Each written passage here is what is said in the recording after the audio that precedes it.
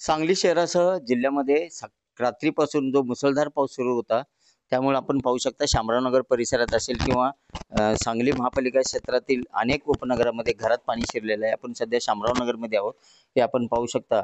घरामध्ये पूर्ण पाणी शिरलेलं आहे।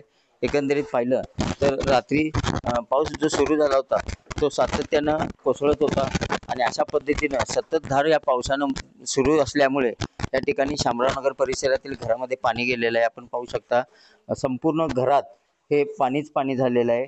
एकंदरीत पाहिलं तर रात्री कोसळणाऱ्या पावसामुळे संपूर्ण सांगली जिल्ह्यातील शेतीमध्ये सुद्धा पाणी गेलेलं आहे। त्याचबरोबर या शहरातील महापालिका परिसरात असेल किंवा जिल्ह्यात असेल या ठिकाणी उपनगरामध्ये पाणी गेलेलं आहे। आपण पाहू शकता या स्वयंपाकघरात सुद्धा देवघरात सुद्धा पाणी गेलेलं आहे। देवघरात पाणी संपूर्ण पोचलेलं आहे। एकंदरीत पाहिलं तर हे पाणी आता या चारी खोल्यामध्ये असंच साठून राहिलेलं आहे। शामरावनगरमध्ये राहणाऱ्या रहिवाशांच्या सगळ्या घरात अशीच परिस्थिती आहे। या परिसरातील राहणाऱ्या लोकांनी अनेक वेळा महापालिकेकडे या पाण्याच्या निचऱ्याच्या संदर्भात अनेक वेळा मागणी केली, मोर्चा काढले, आंदोलने केली, पण महापालिका प्रशासनाकडून याकडे दुर्लक्ष केल्यामुळे या शामरावनगरमध्ये राहणाऱ्या सर्व रहिवाशांच्यावर ही वाईट वेळ आलेली आहे। एकंदरीत पाहिलं तर आपण पाहू शकता हे स्वयंपाकघरातील पाणी आहे आणि या स्वयंपाकघरात सुद्धा हे पाणी शिरलेलं आहे। देवघरात पाणी शिरलेलं आहे। आपण महिला आहेत, मला सांगा कधीपासून हे पाणी शिरलेलं आहे? हॅलो,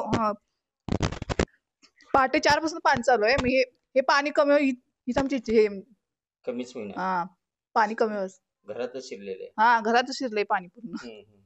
हे प्रत्येक वेळेला पाऊस आला की असं होतंय का? हा होतंय। आपण पाहू शकता या महिला घरात खुर्ची टाकून बसलेल्या आहे। आपण बघू शकता घरात खुर्ची टाकून या ठिकाणी असंच रात्रभर या ठिकाणी बसलेले आहेत। अनेक या परिसरामध्ये राहणाऱ्या रहिवाशांची अशीच परिस्थिती आहे। आपण पाहू शकता यांच्याशी आपण संवाद साधूया। मला सांगा या परिसरात पाऊस पडला की असंच पाणी येते का? हा कायम म्हणजे पाऊस पडला की एक दिवस तरी पाणी असं राहते, जसं तुम्ही आता पाहिलंय तसं पाण्याची निचऱ्याची अशी व्यवस्था अशी कुठली अजून इथं अशी पाण्याची नाही आहे। म्हणजे पाऊस पडल्यावर गटरून पाणी वाहून जायला पाहिजे, तर ते जात नाही। जवळपास 2-2, 3-3 दिवसाचं पाणी थांबून राहते। पंप लावून अक्षरशः पाणी आम्हाला काढावं लागतं। मग पाणी गेल्यावर मग आम्हाला आपले दैनंदिन व्यवहार किंवा दैनंदिन आपल्याला रुटीन आम्हाला हे करता येते।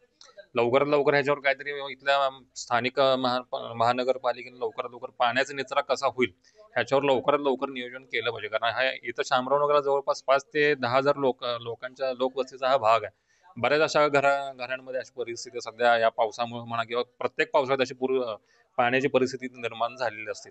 लवकरात लवकर या पाण्याच्या निचऱ्याबद्दल काहीतरी महापालिकेने लवकरात लवकर काहीतरी करावं। आपलं नाव काय? विनायक राऊत। नक्कीच आपण पाहू शकता या ठिकाणी विनायक राऊत राहतात। 5 ते 10,000 लोकवस्ती असलेला हा शामरावनगर परिसर आहे संपूर्ण, आणि या परिसरात अशीच परिस्थिती आहे। सांगली महापालिकेच्या अनेक उपनगरामध्ये अशीच परिस्थिती आहे। महापालिका प्रशासनाने याकडे गांभीर्याने लक्ष द्यावं आणि पाण्याचा निचरा कसा करता येईल, इथल्या गटारी कशा साफ करता येईल याकडं लक्ष द्यावं, अशी मागणी इथून नागरिकांच्यातून होत आहे। कॅमेरामन सुजित सोबत मी शंकर देवकुळे, TV9 मराठी, सांगली।